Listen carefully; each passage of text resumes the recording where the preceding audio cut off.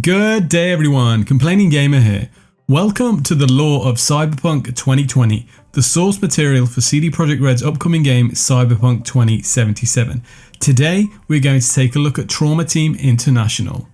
As seen in the Cyberpunk 2077 E3 2018 game trailer, we get a taster of what the Trauma Team is capable of. Let's dive into the lore. The trailer shows a man collapsed in desperate need of resuscitation, with a defibrillator placed against his chest by presumably the senior med techie. Did the man overdose or was he attacked? Drugs scatter the floor. The scene depicts what appears to be a party gone wrong or potentially a protest. The area has been secured by the team as the medic works to revive the patient. The surrounding security officers are well trained and well armed to the highest degree, carrying military grade weapons, all focused on the sole purpose of saving the patient no matter what is needed. Nothing will stop them. If they need to kill to secure the patient, then that's exactly what they will do. Highly feared by all, no one dare cross them. This service comes at a high price, limited to only the most wealthy of clients. Is the gentleman on the floor important, well connected, rich, or all three? If well implemented into Cyberpunk 2077, interactions and experiences with the Trauma Team promise to be extremely exhilarating.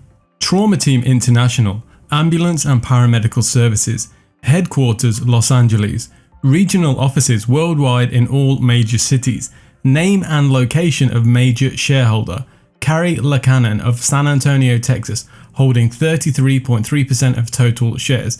Employees worldwide 16,526. Troops 350. Covert 25. Background: as one of the largest private medical firms in the world, Trauma Team provides ambulance services and paramedical support for a client base of at least 15 million people. Equipped with top-line AV-type vehicles, Trauma Teams provide an essential service in the 2000s, recovering wounded clients from the field. Equipment and resources dispersed as needed among the offices are 1,305 AV-4 Aerodyne vehicles, 30 corporate jets, 22 Osprey 2 aircraft, and 4 Boeing C-25 heavy cargo jets. Each office also has its own surgical-capable infirmary. One of the most powerful corporations of the cyber age is the Trauma Team, a bonded and licensed paramedical franchise operating throughout the US, Canada, and parts of Europe. These crack ambulance units are specifically designed to get to the scene of a fatality within 7 minutes or your money back. Trauma Team's crews are made up of the best paramedical techs and stuff available. The teams are usually made up of a driver, a senior med techie, an assistant, and 2 security officers. They normally travel in a heavily armoured AV-4 aircraft, supported by mobile tanker trucks and ground refueling stations. A Trauma Team AV-4 contains the most sophisticated revivification and life support technology available, including a mobile cryo tank to lower the body temperature to approximately 24 degrees Fahrenheit, the optimum temperature to prevent hemorrhaging, shock, and brain swelling. Trauma Teams can be summoned by dialing 911 on any phone and are equipped to trace the origin of any call to its source.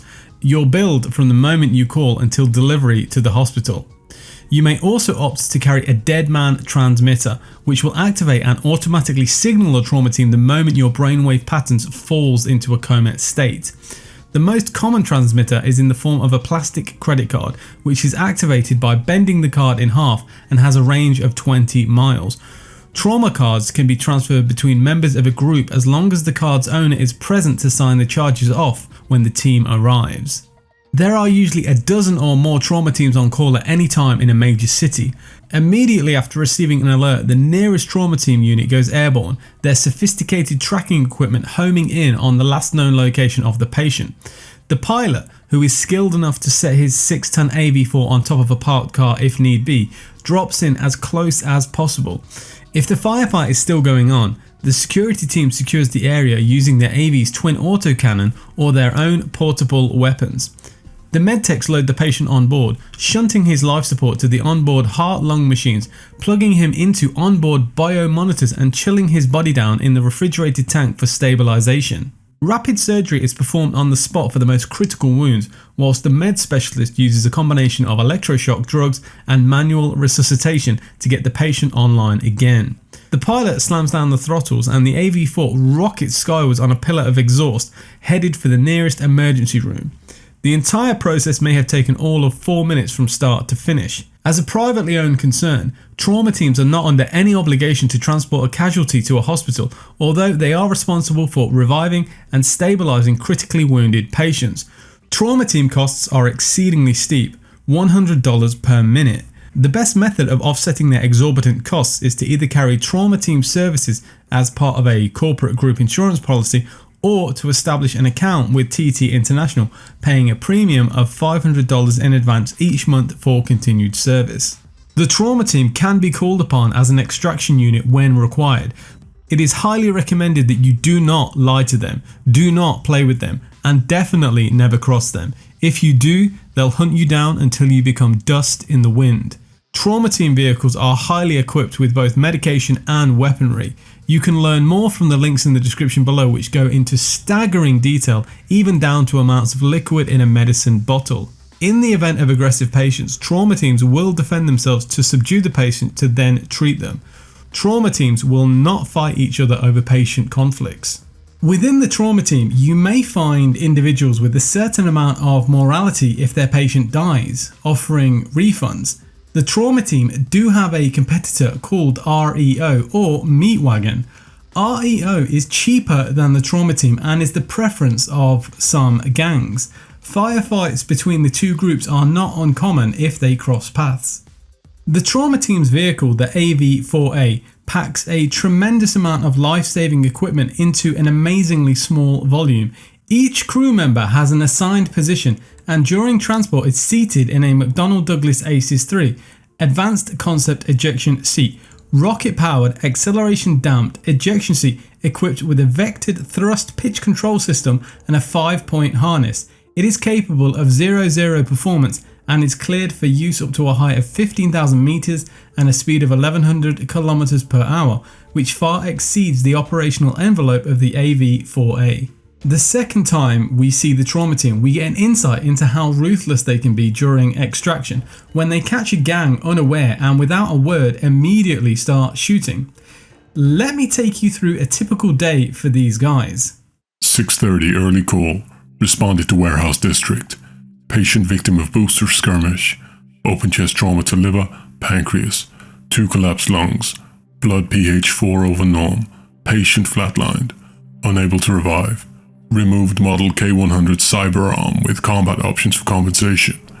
Suggest placing half of resale into company Christmas fund as per norm.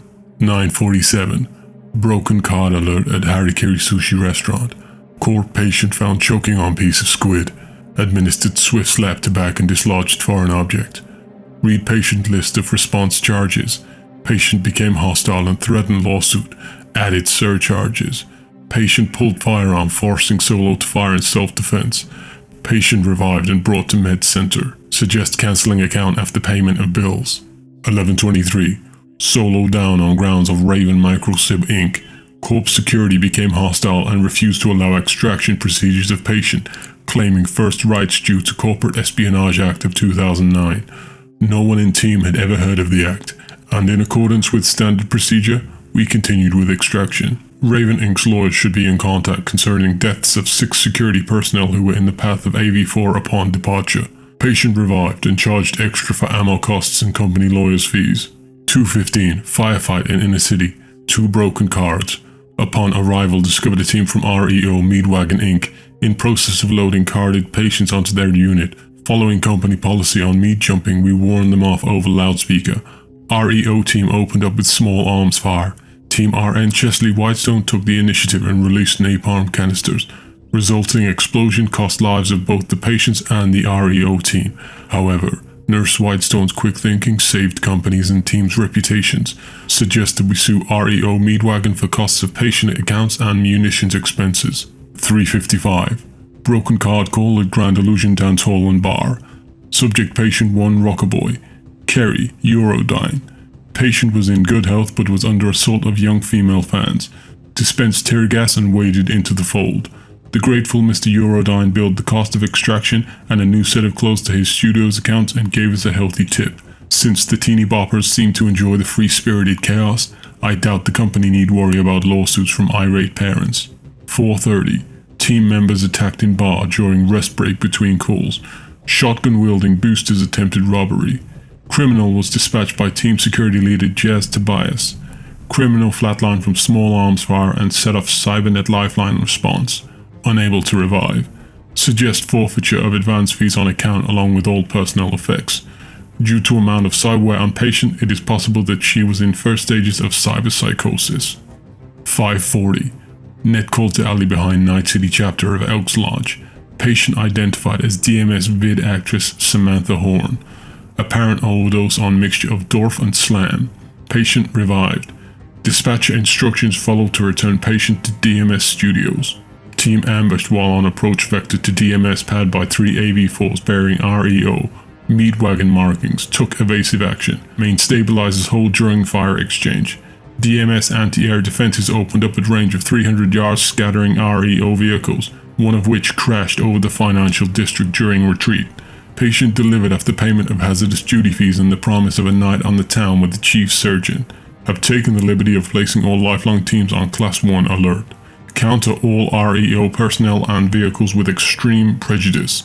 See supplemental report on incident and vehicle damage. 7 o'clock. Finished shift and returned vehicle to pool. Overtime and hazard duty pay logged with dispatcher. Team placed on 2-day paid layover while repair of vehicle in progress. Heavy weapons issued from Lifeline Armory.